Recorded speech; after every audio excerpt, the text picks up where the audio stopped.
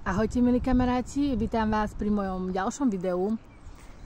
A dnes by som chcela rozprávať na tému Váž si život, ďakuj a neboj sa. Možno tie prvé dve témy, tie prvé dva okruhy, že váž si život a ďakuj, spolu celkom aj súvisia. A ten tretí, že neboj sa, možno vám príde troška od veci, ale ako si mi to tak prišlo automatické hovoriť aj o tejto téme, že neboj sa. Takže začnem teda tým, že váž si život. Prišla som na to, a nie som asi určite sama, že pokiaľ trpíme a deje sa nám nejaké neprávosti, zlé veci, problémy alebo čokoľvek nepríjemné v našom živote, tak je ťažké si vážiť život, pretože ste ponorení do tých svojich emócií a do tých svojich myšlienok a do tých svojich problémov.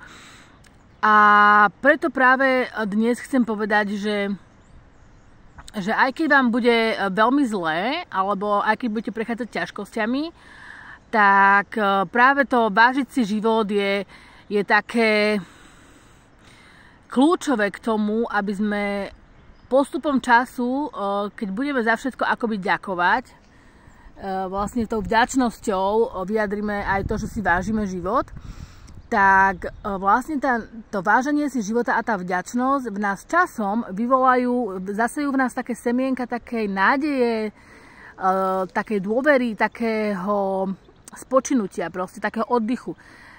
Príde nám do srdc pokoj. Ja som to sama zažila na sebe naozaj, že keď som ďakovala za veci, a to nemyslím také, že veci, že mám neviem aký úžasný telefón najnovší, čo nemám teda, ale len tak, ako hovorím príklad.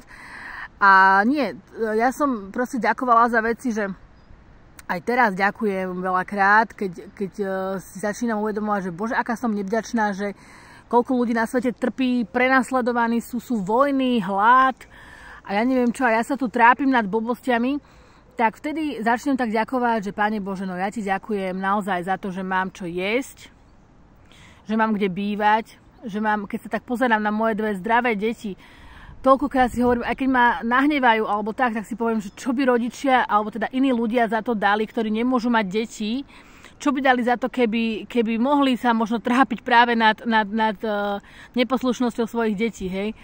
Alebo keď sa mi nechce, čo ja viem, vykladať alebo nakladať umývačku riadu, tak si poviem, že čo by za to dali ľudia, ktorí možno teraz preháňam, ale ktorí napríklad nemajú ruky, hej? Alebo že proste mám nejaký iný zdravotný problém, sú na vozíčku, handicapovaní inak. Že čo by za to dali, keby oni mohli trebárs vykladať tú umývačku riadu alebo upratovať alebo niečo podobné. Že možno je to trocha také pritiahnuté za vlasy, ale aj toto je realita pre niekoho, že niekto proste nemôže či už mať deti, či už proste nejak pracovať, upratovať a proste také typické akože bežné denné veci robiť a ja môžem a veľakrát na to proste, nie že frflem, ale robím to s takou nechuťou. A o tomto práve je aj to, že teda vážim si život, teda že, pretože si musíme uvedomiť naozaj to, že život je zázrak.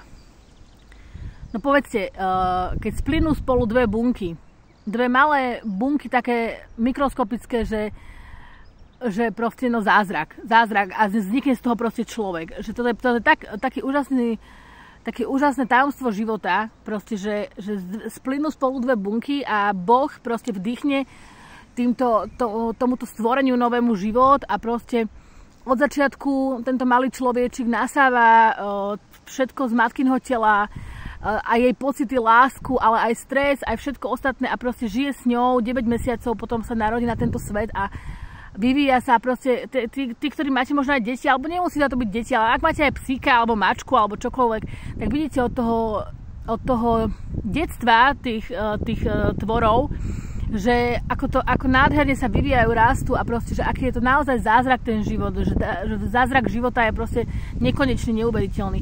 A s týmto súvisí aj tá vďačnosť, že mali by sme za to ďakovať, byť vďační za to, že sa môžem nadýchnuť, že mám čo jesť, mám kde bývať, mám rodinu, nie som sirota, napríklad sú ľudia, ktorí vyrastali v detskom domove, ktorí nemajú rodinu, proste nemajú to zázemie a ja ho mám, aj keď nebolo vždy ideálne, ale proste je tu to zázemie.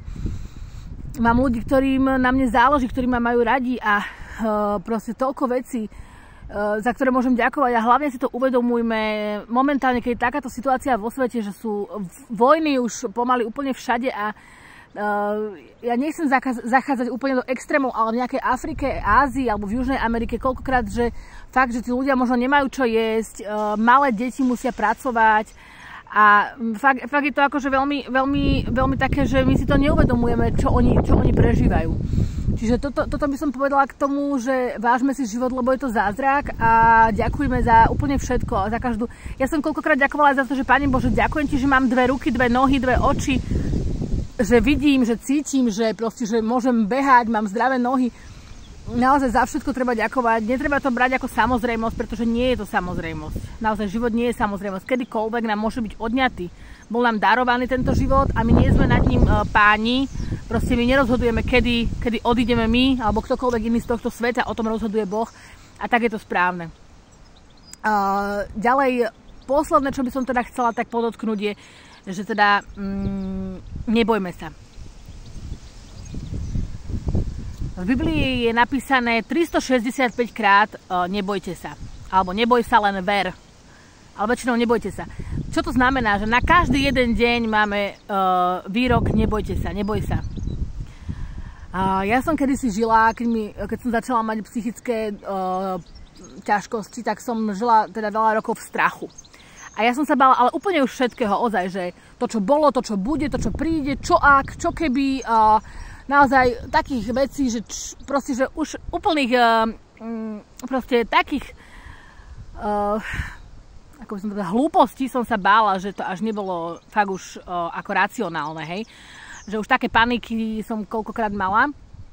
Takže naozaj to bolo také náročné obdobie, ale toto obdobie ma naučilo to, že ak sa niečoho bojíš, tak proste rob to dokola.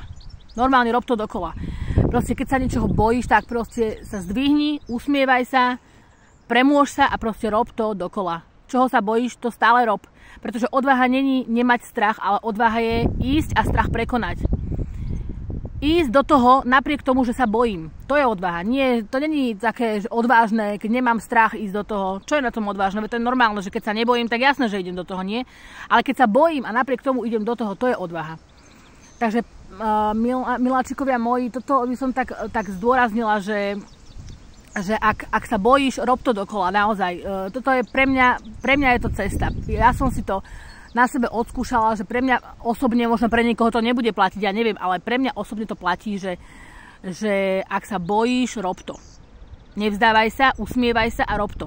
Aj keď sa budeš musieť do začiatku premáhať, aj keď to bude bolieť, nehovorím, už som to spomínala v minulých videách, že nehovorím, že treba zase úplne potláčať svoje emócie, alebo ich popierať. To vôbec nie, alebo to len spraví v nás ako nie je dobre vytesňovať a potláčať veci, lebo to v nás vyvolá potom v budúcnosti ďalšie psychické problémy. Proste treba to uzdraviť, tú ranu, to proste z minulosti alebo z prítomnosti alebo čokoľvek. Treba to nechať Bohom uzdraviť alebo chodiť na nejaké terapie, ale potom sa postaviť, usmiať sa a idem do toho proste, idem na to, aj keď sa na to necítim. Proste. To je odvaha, že ísť do toho napriek strachu. V Biblii je napísané, nebuďte ústarostení, počkajte, ako to bolo. Nebojte sa,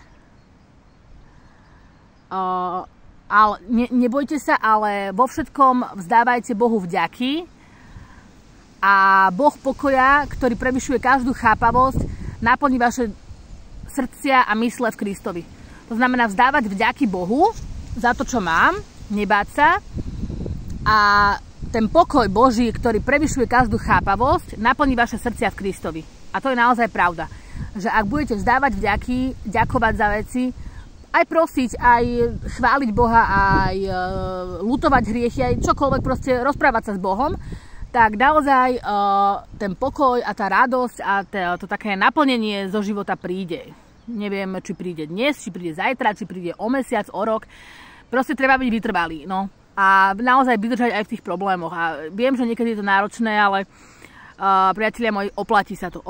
Aj keď znova príde, napríklad momentálne mám relatívne dobré obdobie, ale ak príde znova niečo, čo ma zrazí na kolena, tak vás prosím, pripomeňte mi to, čo som vám povedala v tomto videu.